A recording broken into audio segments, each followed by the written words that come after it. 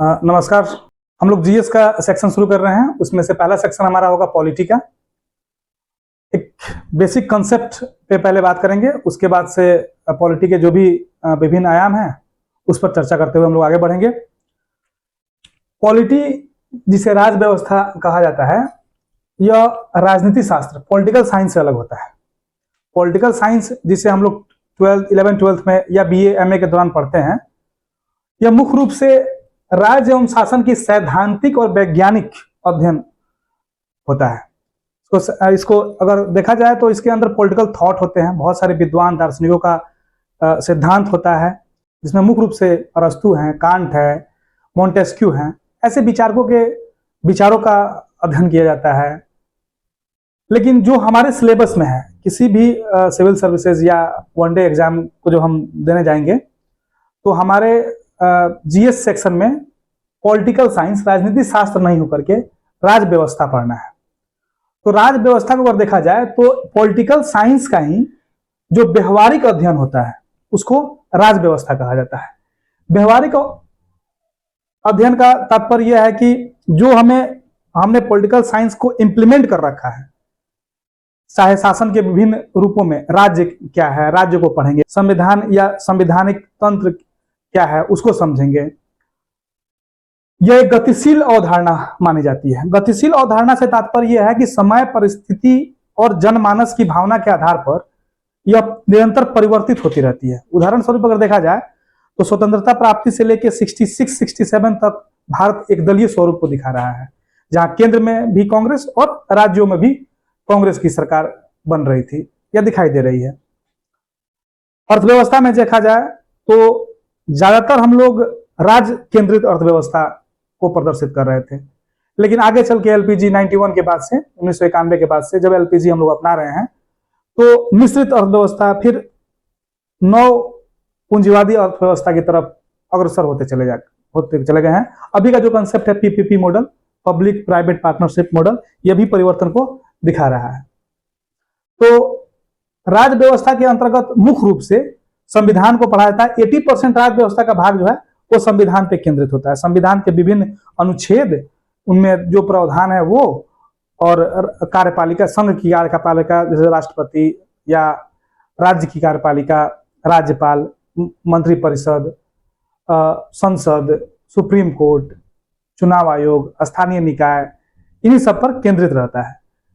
उनसे संबंधित अनुच्छेद पूछ दिए जाएंगे आपसे, उनके प्रावधान पूछ दिए जाएंगे।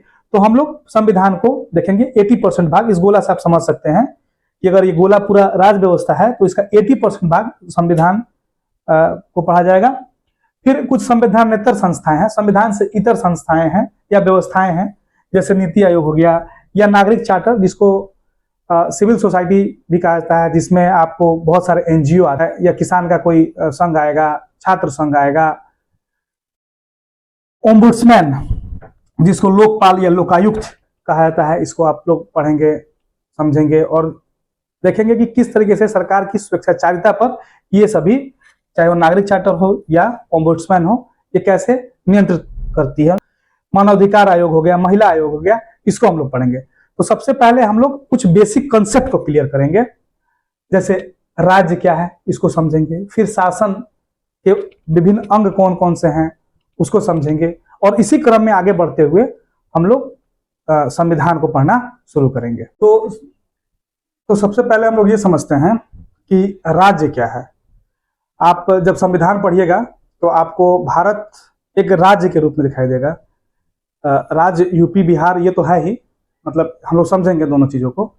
तो भारत को भी एक राज्य के रूप में डिफाइन किया गया है। तो पहले राज्य को समझ लेते हैं कि राज्य होता क्या है। राज्य को समझने से पहले उस परिस्थिति को आप थोड़ा रिकॉल कीजिए जब आदि मानव हुआ करता था, जंगल के कानून चलते थे। उस समय अगर कोई व्यक्ति शिकार किया अपना पेट पालने के लिए, जो ताकतवर होगा वो उसका खाना छीन लेगा। आप जानवरों में देखते होंगे, किसी कमजोर कुत्ते को अगर कुछ डाला जाता है खाने के लिए, एक मजबूत कुत्ता आता है और उससे वो छीन लेता है। आपका दिल क्या करता है कि इस कमजोर को बचाने के लिए हमने डाला था जो भी खाने के लिए, रोटी या चावल जो भी डाला था, वो मजबूत वाला आया उसे छीन के खा गया, वो बेचारा देखते रह गया। ये मानव जब आदि मानव था तब से ये चीजें थी हमारे अंदर क्योंकि हम भी एक जानवर ही है, एक एनिमल है। तो जैसे जैसे हमारा विवेक बढ़ा, हम व्यवस्थित रूप से एक जगह रह करके खेती करना शुरू कर रहे हैं। जंगल पे निर्भरता, शिकार पे निर्भरता थोड़ी कम हो रही है। हंटिंग, जो गैदरिंग एंड हंटिंग प्रवृत्ति थी, उससे अलग होकर के सिविलाइज्ड तरीके से एक जगह रहना शुरू कर रहे हैं। तो वहां सबका संरक्षण हो, शांति स्थापित हो, इसके लिए सबसे जरूरी चीज था कि एक एडमिनिस्ट्रेटिव, एक प्रशासनिक तंत्र का विकास हो। तो ऐसे ही आप ऋग वैदिक इतिहास में पढ़िएगा, ऋग वैदिक काल में जन का उदय होता है सबसे बड़ी राजनीतिक संस्था के रूप में। फिर उत्तर वैदिक में महाजनपद आ जाता है। आप आगे चल के 16 महाजनपद पढ़िएगा। फिर मगध साम्राज्य का विकास होता है, मौर्य साम्राज्य आता है, मौर्योत्तर काल में बहुत सारे साम्राज्य आते हैं। फिर गुप्त साम्राज्य आता है, हर्ष काल के बाद से सब छिटपुट छिटपुट टूट जाते हैं। फिर जब मध्यकाल शुरू होता है, इस्लामिक शासकों के नेतृत्व में दिल्ली सल्तनत का उदय होता है, मुगल साम्राज्य का उदय होता है, ब्रिटिशों का भारत में आगमन होता है और ब्रिटिश साम्राज्य का अभिन्न अंग बनता है भारत। फिर इससे हम लोग अलग होकर के भारत गणराज्य की स्थापना करते हैं। तो इन सभी चीजों को समझने के लिए हमें राज्य को समझना होगा कि राज्य क्या है। राज्य एक राजनीतिक संगठन होता है, जैसे कि हम जानते हैं कि राजनीतिक संगठन है जिसके निश्चित भूभाग पर रहने वाले लोग जो भी हैं, इस एक खास भूभाग में रहने वाले लोगों के प्रति वह सोवरेन अथॉरिटी रखता है, सर्वोच्च अधिकार रखता है कि उस क्षेत्र में, जैसे भारत के भूभाग में रहने वाले जितने लोग हैं, उन लोगों के लिए डिसीजन लेने की अंतिम शक्ति आंतरिक और बाह्य मामलों में सोवरेन अथॉरिटी भारत सरकार के पास है, भारत राज्य के पास है।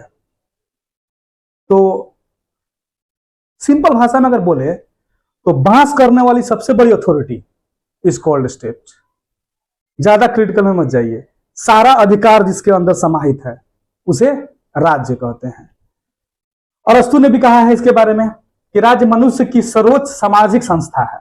राज्य क्या है? मनुष्य की सर्वोच्च सामाजिक संस्था है जो मनुष्य के जीवन को उत्तम बनाने के लिए बनाई जाती है। जहां जो दीनहीन है, गरीब है, कमजोर है, लाचार है, उसका भी संरक्षण हो सके, इसके लिए राज्य अरस्तु ने बोला है। गार्नियर की अगर बात किया जाए तो इसने भी यही कहा है, राज्य वह समुदाय है जो एक निश्चित भूभाग पर निवास करने वाले लोगों से मिलकर बनता है, लोगों से मिलकर बनता है। हम लोग ये आज भी अभी भी डायलॉग ये मारते हैं कि भारत के लोगों से मिलकर बना है, जो एक शासन तंत्र की अधीन सर्वोच्च सत्ता, यहां भी सोवरेनिटी की बात हो गई, पास करने वाली सबसे बड़ी अथॉरिटी की बात हो गई, का उपयोग करता है। इसका उद्देश्य क्या है? राज्य का उद्देश्य क्या है? तो राज्य का उद्देश्य है शांति स्थापित करना, राज्य का उद्देश्य है सुरक्षा सुनिश्चित करना, राज्य का उद्देश्य है न्याय देना, सबको बराबरी के तराजू पे तौलना, लोक कल्याण करना, सामाजिक और आर्थिक विकास को सुनिश्चित करना। तो राज्य का परिभाषा और राज्य के बारे में आप मोटा मोटी समझ गए। अब हम लोग समझेंगे कि किसी राज्य को राज्य कहलाने के लिए कौन कौन सी क्राइटेरिया को फुलफिल करना पड़ता है। तो राज्य का तत्व हम लोग देखते हैं कि किसी राज्य को राज्य कहलाने के लिए मुख्य रूप से 4 तत्वों की आवश्यकता पड़ती है, और ये तत्व चारों अनिवार्य हैं। चारों अनिवार्य तत्वों के द्वारा ही कोई राज्य बनता है। पहला, उसके पास अपना भूभाग होना चाहिए, जनसंख्या होना चाहिए उस भूभाग पर, शासन तंत्र होना चाहिए और संप्रभुता होना चाहिए। एक एक करके समझते हैं। भूभाग, जैसे भारत का अपना पूरा भूभाग है या हर देश का अपना भूभाग है। कोई ऐसा देश आपकी नजर में है जिसके पास अपना भूभाग ही नहीं है? एक है तिब्बत। अगर तिब्बत को देखा जाए तो तिब्बत पर जब चीन ने कब्जा कर लिया तो पूरे तिब्बती उठ करके अपने हिमाचल प्रदेश में आ गए। हिमाचल प्रदेश के धर्मशाला में और दिल्ली के कुछ क्षेत्रों में बसे हुए हैं तिब्बती लोग। तो उन लोगों के पास अपना भूभाग नहीं है। जनसंख्या है, तिब्बती लोग अच्छी खासी जनसंख्या है, शासन तंत्र भी है। दलाई लामा के नेतृत्व में उनकी खैराकी बनी हुई है शासन तंत्र की, लेकिन संप्रभुता नहीं है। अच्छा, एक और चीज होता है किसी राज्य को राज्य कहलाने के लिए, हालांकि ये अनिवार्य तत्वों में से शामिल नहीं है कि किसी अन्य देश के द्वारा उसे मान्यता मिली हो। ये चारों अनिवार्य तत्व हैं, ये अनिवार्य नहीं है लेकिन ये भी जरूरी है कि किसी देश के द्वारा उसको मान्यता मिली हो, एक देश के रूप में, एक राज्य के रूप में। तो उनके पास मान्यता नहीं है। वो बार बार दलाई लामा कहते हैं भारत से कि आप वैश्विक पटल पे यूएन में या किसी अन्य ऑर्गेनाइजेशन में तिब्बत को एक देश के रूप में बताइए। आप ताइवान का एग्जाम्पल देख सकते हैं कि अगर कोई देश ताइवान को अलग देश के रूप में संबोधित करता है तो चीन के पेट में दर्द होने लगता है।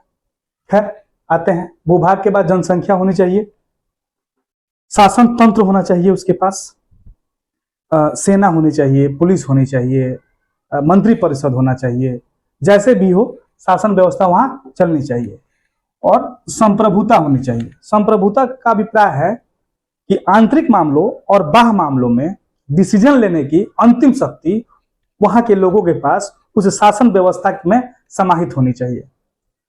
जरा एक एग्जाम्पल पे विचार कीजिए। आप लोगों ने शोले मूवी देखा होगा। 50-50 कोस दूर जब कोई बच्चा रोता है तो माँ कहती है बेटा चुप हो जा नहीं तो गब्बर आ जाएगा। तो 50 कोस का भूभाग गब्बर क्या है? वहां जनसंख्या निवास करती है। नहीं देखा होगा तो देख लीजिएगा। शासन मशीनरी भी है गब्बर के पास, गब्बर है, सांबा है, कालिया है, तो शासन मशीनरी भी है। लेकिन क्या उसके पास संप्रभुता है? क्या वह आंतरिक और बाह्य मामलों में डिसीजन लेने की शक्ति रखता है? हालांकि बहुत हद तक रखता भी था, लेकिन उस राज्य को राज्य कहलाने के लिए मान्यता है? नहीं है। तो उसको राज्य कहेंगे? नहीं कहेंगे। एक और एग्जाम्पल पे समझते हैं। महाभारत में आप लोगों ने हस्तिनापुर से कुछ क्षेत्र को काट करके कौरवों द्वारा पांडवों के लिए इंद्रप्रस्थ, दिल्ली का जो क्षेत्र है, इंद्रप्रस्थ देने का बात आप लोगों ने देखा होगा सीरियल में या सुना होगा। तो एक बार की बात है कि युधिष्ठिर बोलते हैं श्री कृष्ण से कि हमें इंद्रप्रस्थ मिल गया, अब हम लोग इसी में संतोष कर लेते हैं, इसी में संतुष्ट हो जाते हैं। तो कृष्ण बोले कि आप एक सोवरेन स्टेट नहीं है, एक संप्रभु स्टेट नहीं है। दूसरा चीज कि आपको किसी देश से मान्यता नहीं मिली हुई है। आप अश्वमेध यज्ञ कीजिए, आपका घोड़ा अगर कोई नहीं रोकता है, आपका घोड़ा जिस राज्य में पहुंचेगा उस राज्य के द्वारा आपके राज्य को मान्यता मिल जाएगी। आप हस्तिनापुर के ध्वज तले इंद्रप्रस्थ काम करना छोड़ देगा तो आप एक स्टेट बन जाइएगा। नहीं तो आप अधीनस्थ हैं, आप हस्तिनापुर के तहत काम करने वाले एक राज्य है। एक और एग्जाम्पल समझते हैं। जब हम लोग अंग्रेजों से स्वतंत्रता संग्राम की लड़ाई लड़ रहे थे तो शुरुआती दौर में 1930 से पहले हमारा मोटो था कि हमें डोमिनियन स्टेटस दे दिया जाए, अधिराज्य बना दिया जाए, मतलब सोवर्निटी, संप्रभुता अंग्रेजों के पास रहे। आंतरिक मामलों में हम अपना शासन व्यवस्था चला सके, सेना वो देखे, विदेश नीति वो देखे, बैंकिंग संचार वो देखे, बाकी आंतरिक मामलों में मतलब लोकल स्तर पे हमें स्वायत्ता दे दी जाए। तो उस परिस्थिति में क्या हम एक संप्रभु राज्य बन पाते? नहीं बन पाते। तो किसी राज्य को राज्य कहलाने के लिए ये अनिवार्य 4 तत्व चाहिए। उसके बाद किसी अन्य देश से आपको राज्य के रूप में मान्यता भी होना चाहिए। ठीक है। अब एक चीज का कंफ्यूजन हो जाता है बच्चों में कि राष्ट्र को राज्य समझ लेते हैं कई बार। तो देखिए, ये दोनों अलग अलग चीजें हैं। राष्ट्र जो है ना, ये फीलिंग्स है। मतलब आप सरल भाषा में समझिए कि जब कोई किसी क्षेत्र के लोग, चाहे वो परंपरा के आधार पर, भाषा के आधार पर, धर्म के आधार पर या नस्ल के आधार पर आत्मीयता के बंधन में जकड़े हों, आत्मीयता के रूप में एक होना चाहते हों, या एक समान राजनीतिक आर्थिक नीतियों द्वारा शासित हो रहे हों, उन नीतियों द्वारा चल रहे हों और इसके कारण उनमें आत्मीयता आ जाए, एक होने की भावना हो जाए और वो अपना सर्वोच्च बलिदान देने के लिए तैयार हो जाए एक होने के लिए, तो उसे क्या कहेंगे हम लोग? राष्ट्र कहेंगे। उदाहरण के तौर पर समझिएगा, भाषा के आधार पर बांग्लादेश बना है। बांग्लादेश की उत्पत्ति ही हुई है भाषा के आधार पर। एक पूर्वी पाकिस्तान बांग्लादेश के रूप में परिवर्तित हुआ।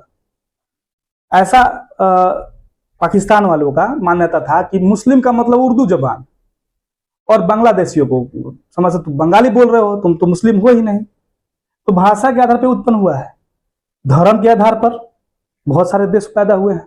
अपना पाकिस्तान ही देख लीजिए, वो धर्म के आधार पर पैदा होने वाला है। नस्ल के आधार पर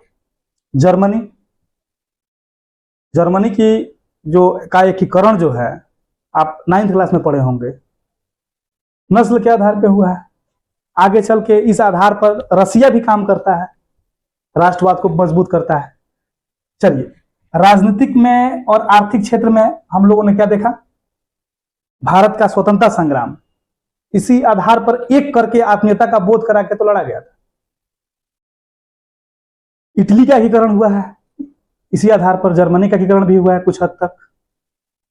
तो आप कंफ्यूज नहीं होंगे, राष्ट्र अलग चीज है और राज्य अलग चीज है। कई बार क्या होता है कि एक देश के अंदर कई राष्ट्र हो सकते हैं, या कई राष्ट्र में कई सारे देश हो सकते हैं। उदाहरण से समझते हैं, एक 4 देश लेते हैं, 1 2 3 4। इसमें से एक मानते हैं भारत को, एक पाकिस्तान को, एक नेपाल को, एक भूटान को, या श्रीलंका को मान लीजिए, ठीक, या भारत स्वयं है। अब जरा सोचिए, बीच वाला संक्रमण जोन, इसको राष्ट्र मान लीजिए, ये राष्ट्र है। ये अलग अलग राज्य हैं और ये क्या है? राष्ट्र है। जरा सोचिए, नेपाल धर्म के आधार पर हमारे राष्ट्र की परिधि में आता है या नहीं आता है? नेपाल के राजा वीर विक्रम सहदेव ने कहा था कि हम बेटी रोटी के बंधनों से जुड़े हुए हैं। हमारी परंपरा और नेपाल की परंपरा, भारत और नेपाल की परंपरा साझी है, धर्म है, एक लिपि है, एक परंपरा है। तो इस तरीके से एक राष्ट्र की परिधि में वो भी आ जाता है। पाकिस्तान तो अपना बच्चा है, बांग्लादेश तो अपना बच्चा है, वो भी हमारे परिधि में आता है। धर्म के आधार पर श्रीलंका भी हमारे राष्ट्र की परिधि में आ जाता है। तो राष्ट्र जो है वो बाउंड्री के बाहर है, सिर्फ बाउंड्री तक सीमित नहीं रहता है। भारत में ही देख लीजिए, साउथ इंडिया या नॉर्थ ईस्ट इंडिया या नॉर्थ इंडिया, अलग अलग तरह के कल्चर, अलग अलग तरह की भाषाओं का प्रतिनिधित्व करते हैं।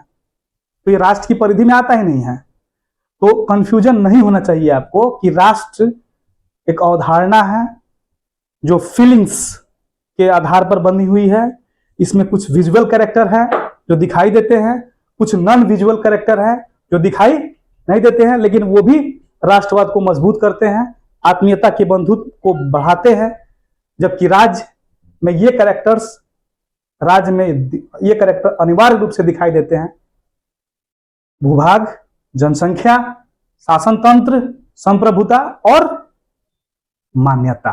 तो अब एक प्रश्न उठता है कि हम लोग तो अभी तक जानते थे कि बिहार, यूपी, हरियाणा, राजस्थान, मध्य प्रदेश, छत्तीसगढ़, पंजाब यह एक राज्य है। तो जरा आप विचार कीजिए कि क्या भारत के जो राज्य हैं ये इस क्राइटेरिया को फुलफिल करते हैं? उनके पास भूभाग है, जनसंख्या है, शासन तंत्र भी है, लेकिन संप्रभुता है। वो भारत से निकल सकते हैं? नहीं निकल सकते हैं, ठीक। वो प्रोविंस कहलाते हैं, प्रांत कहलाते हैं। जैसे एग्जांपल पे आप पीसीएस का नाम सुने होंगे, पीसीएस, प्रोविंशियल सिविल सर्विसेज। तो प्रोविंशियल सिविल सर्विसेज, प्रांतीय सिविल सेवा। तो ये आप क्लियर रखेंगे कि भारतीय संविधान को जब हम लोग पढ़ेंगे तो भारत को राज्य के रूप में डिफाइन किया गया है, और भारत के जितने राज्य हैं इनको प्रोविंस के रूप में डिफाइन किया गया है। तो ये कंफ्यूज नहीं होना है। अच्छा, इसके बाद हम लोग शासन के बारे में पढ़ेंगे, और शासन के कितने प्रकार होते हैं उसके बारे में पढ़ेंगे। शासन के प्रकार के बाद पूरे विश्व में कितनी तरह के फॉर्म ऑफ गवर्नमेंट, शासन के रूप दिखाई पड़ते हैं। जैसे आपने संघवाद सुना होगा, आपने federal structure, union structure, quasi federal structure, ये सभी सुना होगा, उसको समझेंगे। कुछ वोटिंग प्रणाली को जानेंगे, जैसे FPTP, first pass the post system, एकल संक्रमणीय मत पद्धति, या फिर लिस्ट सिस्टम। इतना कुछ बेसिक चीज समझने के बाद हम लोग संविधान की तरफ प्रस्थान करेंगे, संविधान को पढ़ना या समझना शुरू करेंगे।